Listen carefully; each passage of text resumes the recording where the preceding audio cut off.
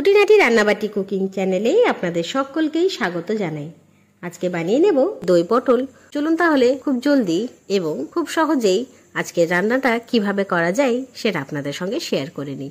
এখানে পটলগুলো বেশ ছোট্ট ছোট্ট সুন্দর নিয়েছি। তবে এই পটলের বিশেষত্ব হচ্ছে পটলের মধ্যে এখনো বীজগুলো শক্ত হয়নি।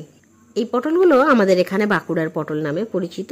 তবে আপনাদের ওখানে বা আপনি কি নামে জানেন অবশ্যই জানাবেন। এই জন্য প্রথমেই পটলগুলোকে আমি ভালোভাবে খোসা ছাড়িয়ে নিচ্ছি। খোসা ছাড়িয়ে নেওয়ার পর পটলগুলোর চারিদিকটা একটু ছুরি দিয়ে কাট করে নিচ্ছি, যাতে পটলের ভেতর পর্যন্ত সমস্ত মশলার ফ্লেভার সুন্দরভাবে যেতে পারে। এই খোসাগুলো আবার ফেলে দেব না, যত্ন সহকারে রেখে দিয়েছি। এই রেসিপিটা অতি অবশ্যই আপনাদের সঙ্গে অন্য কোনো ভিডিওতে শেয়ার করে নেব। দেখতে দেখতে সমস্ত পটল কাটা হয়ে গেছে এবং একই সঙ্গে ভেতরে একটু একটু করে কাটও লাগিয়ে দিয়েছি। এরপর পটলগুলোতে মাখিয়ে নেব পরিমাণ মতো হলুদের গুঁড়ো এবং স্বাদ মতো লবণ। এবার লবণ এবং হলুদগুলোকে ভালো করে নাড়াচাড়া করে পটলের গায়ে সুন্দরভাবে মাখিয়ে নিচ্ছি। এক এক করে সমস্ত পটলের গায়ে কিন্তু লবণ এবং হলুদ মাখানো কমপ্লিট। এরপর এগুলোকে একটু ডিপ ফ্রাই করে নেব। তাই হাই ফ্লেমে বসিয়ে দিলাম কড়াই কিন্তু বেশ গরম হয়ে এসেছে। এরপর দিয়ে দিলাম সর্ষের তেল। এখানে তেলের পরিমাণটা একটু বেশি রাখলাম, কেননা পটলগুলোকে একটু ডিপ ফ্রাই করবো তাই। তেলও প্রায় মোটামুটি গরম হয়ে এসেছে।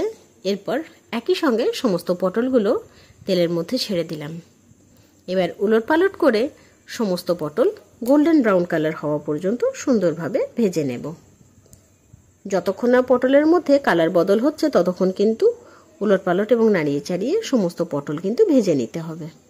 দেখুন কি সুন্দরভাবে পটলগুলো কিন্তু বেশ নরম হয়ে গেছে এবং ভাজাও কমপ্লিট। তাই এবার এইগুলোকে তেল থেকে ছেঁকে তুলে নিলাম। পটলগুলো তুলে নেওয়ার পরও কড়াইয়ের মধ্যে বেশ অনেকখানি তেল রয়েছে, তাই তেলের পরিমাণটা একটু উঠিয়ে রেখে দিলাম। এবার বাকি তেলের উপর দিয়ে দিলাম বেটে রাখা পেঁয়াজ। এখানে প্রায় 2 চামচের মতো পেঁয়াজ বাটা ব্যবহার করলাম। নাড়াচাড়া করে পেঁয়াজগুলোকে একটুখানি কষিয়ে নেব। পেঁয়াজ কিন্তু সুন্দরভাবে ভাজা হয়ে গেছে, দেখুন একটুও কিন্তু তেল বাকি নেই কড়াইয়ে। এরপর দিয়ে দিচ্ছি গুঁড়ো মশলা, মানে প্রথমেই দিলাম স্বাদ মতো লবণ, সাথে দিয়ে দিলাম কাশ্মীরি লঙ্কার গুঁড়ো। এবার সেটাকেও ভালো করে নাড়াচাড়া করে একটু কষিয়ে নিচ্ছি। এরপর দিয়ে দিলাম ফেটিয়ে রাখা টক দই। এবার আলতো হাতে নাড়াচাড়া করে মশলাটা কিছুক্ষণ কষিয়ে নেব। সুন্দরভাবে দইটা কিন্তু কষানো হয়ে গেছে মশলার সঙ্গে। যেহেতু এখানে টক দই ব্যবহার করলাম, তাই টক ভাব এড়ানোর জন্য দিয়ে দিলাম 2 চামচের মতো সুগার ফ্রি। আপনি চাইলে চিনির ব্যবহার করতে পারেন।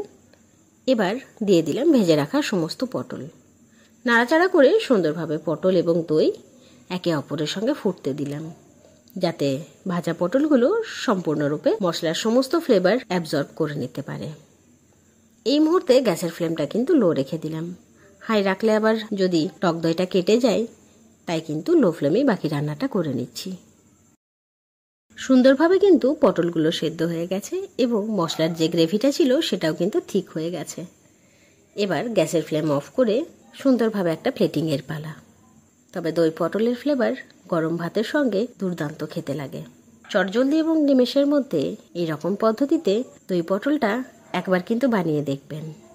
এই রকম সুন্দর সুন্দর রান্নার ভিডিওস দেখার জন্য আমার চ্যানেল খুঁটিনাটি রান্নাবাটিকে সাবস্ক্রাইব করতে ভুলবেন না। অবশ্যই লাইক, শেয়ার এবং কমেন্ট করে জানাবেন আমার দেওয়া সমস্ত ভিডিওস আপনার কেমন লাগছে। ধন্যবাদ।